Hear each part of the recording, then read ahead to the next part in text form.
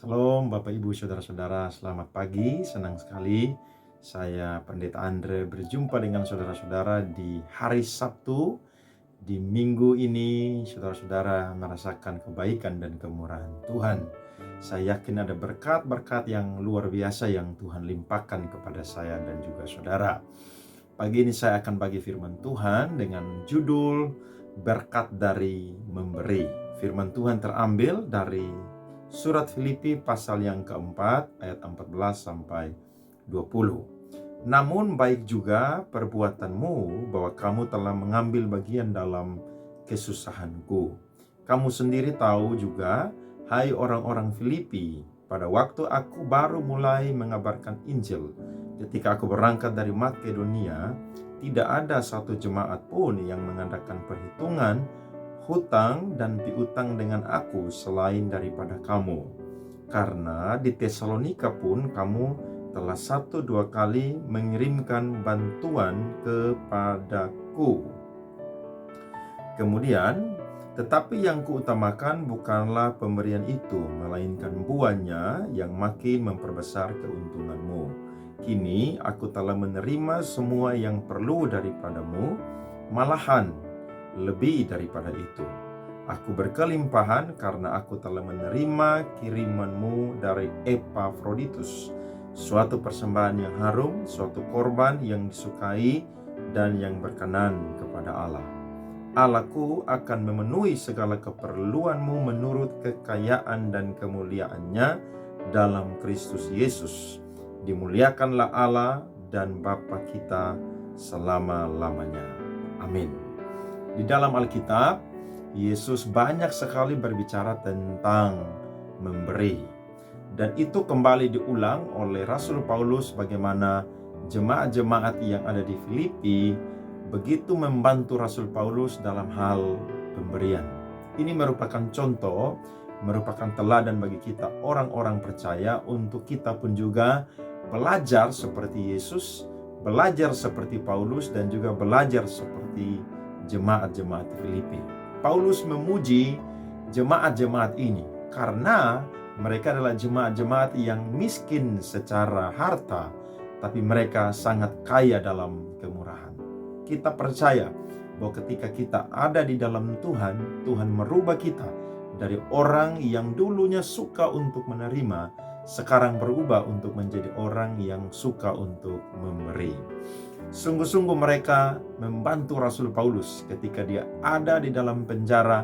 Mereka mengutus satu orang yang menjadi pelayan Rasul Paulus, namanya adalah Epafroditus, untuk mengirimkan bantuan kepada Rasul Paulus ketika dia sedang ada di penjara. Dan Alkitab mencatat Paulus merasakan kelimpahan dari pemberian orang-orang Filipi. Ini merupakan contoh bagi kita untuk mari saya dan saudara belajar untuk yang namanya memberi kepada Tuhan. Saya mencatat kurang lebih ternyata ketika kita memberi maka ada berkat-berkat juga yang kita dapatkan. Apa itu saudara-saudara? Yang pertama adalah ketika kita memberi, maka pemberian itu akan memperbesar keuntungan kita. Ayat 16 sampai ayat yang ke-17. Karena di Tesalonika pun kamu telah 1-2 kali mengirimkan bantuan kepadaku. Tetapi yang kuutamakan bukanlah pemberian itu, melainkan buahnya yang makin memperbesar keuntunganmu. Ternyata ada banyak orang yang berpikir ketika dia memberi, justru dia rugi. Padahal sebenarnya ketika saya dan saudara memberi, itu memperbesar keuntungan kita. Mengapa itu memperbesar keuntungan kita? Karena ketika kita memberi, maka kita sedang melepaskan berkat yang Tuhan berikan kepada kita, yang Tuhan titipkan kepada kita untuk disalurkan kepada orang lain. Dan ketika saya dan saudara memberi, maka kita pun juga membutuhkan pemberian. Sehingga Allah akan menghargai pemberian kita, dan kita akan menjadi orang-orang yang merasakan bahwa ternyata ketika kita memberi, itu memperbesar keuntungan saya dan juga saudara.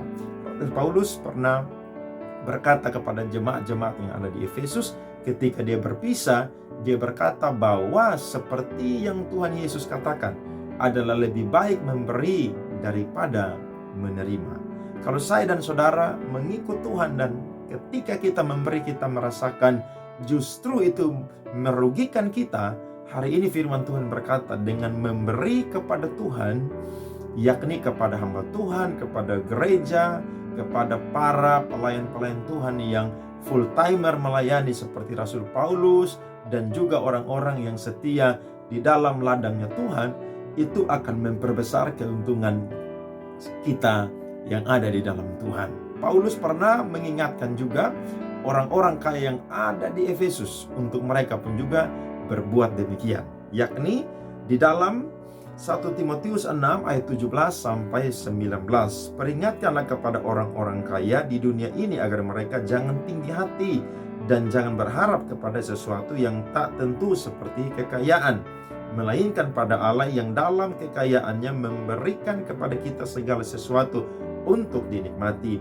Peringatkanlah agar mereka itu berbuat baik, menjadi kaya dalam kebajikan, suka memberi dan membagi, dan dengan demikian mengumpulkan harta sebagai dasar yang baik bagi dirinya di waktu yang akan datang untuk mencapai hidup yang sebenarnya. Saudara perhatikan, Paulus ingatkan Timotius untuk peringatkan orang-orang kaya yang ada di Efesus. Mereka pun juga ketika diberkati, maka mereka pun juga harus berbuat baik. Ketika mereka berbuat baik, maka mereka pun juga akan jadi orang-orang yang sedang mengumpulkan harta di sorga, dan akhirnya mereka boleh mencapai kehidupan yang sesungguhnya. Ternyata Alkitab mencatat bahwa kehidupan yang sesungguhnya bukanlah di muka bumi, tapi yakni bersama dengan Tuhan di langit dan bumi yang baru, di sorga yang kekal. Yang kedua adalah saudara-saudara, mengapa kita memberi dan kita mendapatkan berkat dari memberi, yakni ketika kita memberi maka itu merupakan korban yang disukai dan menyenangkan hati Allah. Filipi pasal 4 ayatnya yang ke-18.